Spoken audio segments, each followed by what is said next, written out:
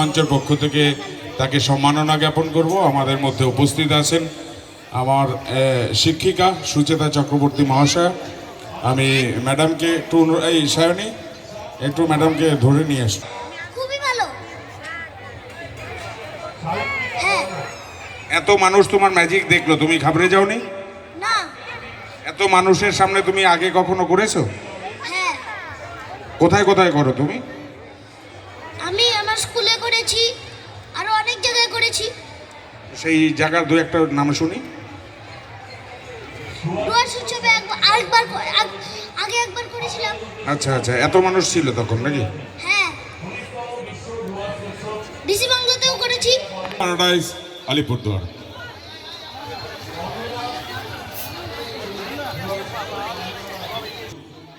পরিচালনায় children's paradise Alipurduar.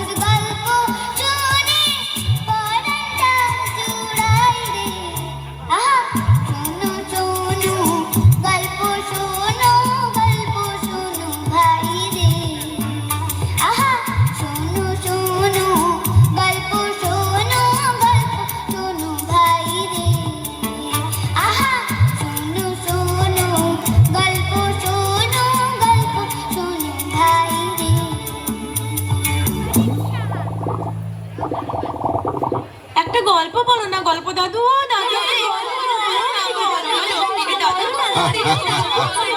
আরে বলছি বলছি তোরা থাম, চুপ কর।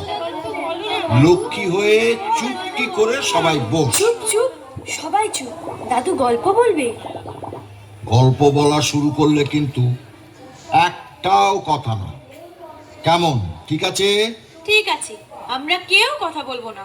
হ্যাঁ, আমরা কেউ কথা বলবো না। কেউ গন্ডগোল করবো না। এই একদম কথা বলবি না কেউ। তুমি গল্প বলো দাদু। হ্যাঁ, তাহলে শোন।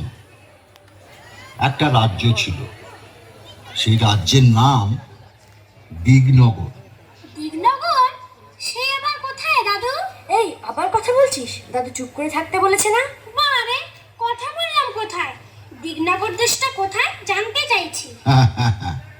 দিগনগর অনেক অনেক দূরে, সাগর নদী জঙ্গল পাহাড় ছাড়িয়ে সে এক রূপকথার দেশে।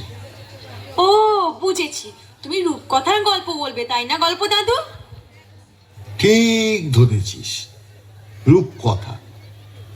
সেই রূপকথার রাজ্য দিগনগর।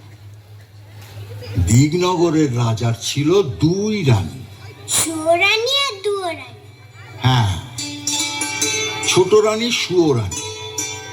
সুয়োরানীর বড় আদর, বড় যত্ন। সুয়োরানী 7 মহল বাড়িতে থাকেন, 700 দাসী তার সেবা করে, পা ধোয়ায়, আলতা পরায়, চুল বাঁধে। 7 মালঞ্চের 7 সাজি ফুল, সেই ফুলে সুয়োরানী মালা গাঁথেন। 7 সিন্দুক ভরা 7 রাজার ধন মানিকের গহনা রানী পরে বসে থাকেন। সুয়োরানী যে রাজার প্রাণ।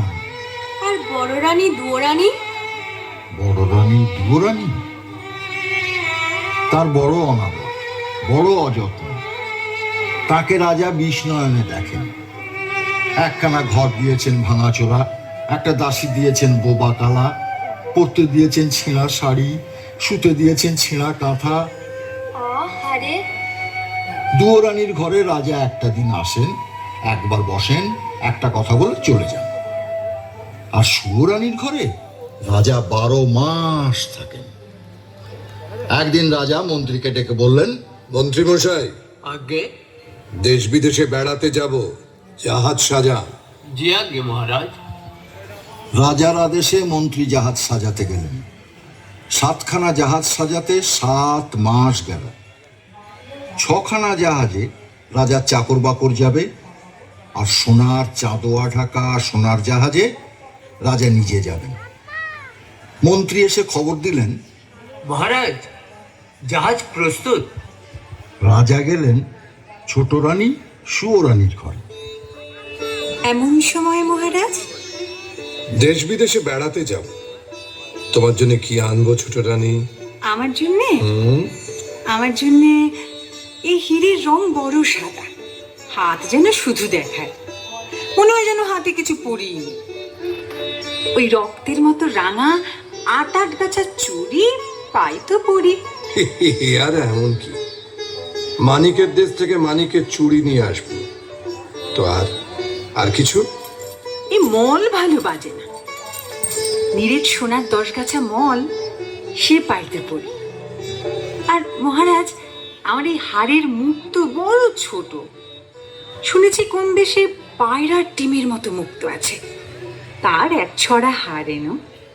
সাগরের মাঝে মুক্তোর রাজ্য, সেখান থেকে মুক্তোর হার আনবো। আর কি আনবো রানী? গো, শাড়ি না তো, যেন বোঝা, আকাশের মতো নীল আর ওই বাতাসের মতো ফুরফুরে, জলের মতো চিকন, সেই শাড়ি পাইতো পরি। বেশ বেশ বেশ, তাই হবে। এবার তাহলে আমাকে হাসি মুখে বিদায় দাও। এসো। ছোট রানী রাজাকে হাসি মুখে বিদায় দিলেন। জাহাজে চড়তে যাবেন, এমন সময় তার মনে পড়ল বড় রানী দুয়োরানীর কথা। রাজা দুয়োরানীর কাছে গেলেন। বড় রানী, বড় রানী। মহারাজ, তুমি? দেশ ভ্রমণে যাচ্ছি, যাওয়ার আগে তোমার সঙ্গে দেখা করতে এলাম। তোমাকে যে কোথায় বসতে দিই, ভাঙাচোরা ঘর। না না না না না, থাক রানী, আমি আর বসবো না। ঘাটে জাহাজ প্রস্তুত, তোমার জন্য কি আনবো, যদি কিছু স্বাদ থাকে তোমার।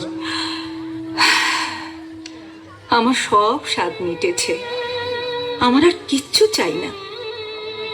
সে কি, ছোট রানী হাতের চুড়ি, গলার হার, পায়ের মল, পরনে শাড়ি আনতে বলেছে, আর তুমি কিছুটি চাও না? তা হয় না বড় রানী, তা হয় না। বলো তুমি কি চাও? মহারাজ, আমার অনেক স্বাদ ছিল, আমার সব স্বাদ মিটেছে। এখন আর সোনার গহনায়, সোনার শাড়িতে কি কাজ? বনের মধ্যে ভাঙা ঘরে থাকি, সোনার গহনা চোর ডাকাতে লুটে নিয়ে যাবে। ভালোই ভালোই তুমি ঘরে ফিরে এলে আমার সব স্বাদ পূর্ণ হবে। না না না না, তা হয় না বড় রানী, তা হয় না। লোকে শুনলে আমার নিন্দে করবে। লোকে তোমায় নিন্দে করলে আমি বড় কষ্ট পাবো। না না, সে আমি সহ্য করতে পারবো না। মহারাজ, তুমি আমার জন্য একটা পোড়ামুখ বাঁদর এনো। বাঁদর? তুমি কি বলছো? হ্যাঁ মহারাজ, বাঁদর পেলেই আমি খুশি হব। বেশ, তাই হবে। এবার তাহলে আমি আসি। এসো মহারাজ। দুয়োরানী রাজাকে বিদায় দিলেন। রাজা গিয়ে জাহাজে চড়লেন। সোনার জাহাজ সোনার পাল মেলে অগাধ সাগরের নীল জল কেটে সোনার মেঘের মতো পশ্চিম মুখে ভেসে গেল।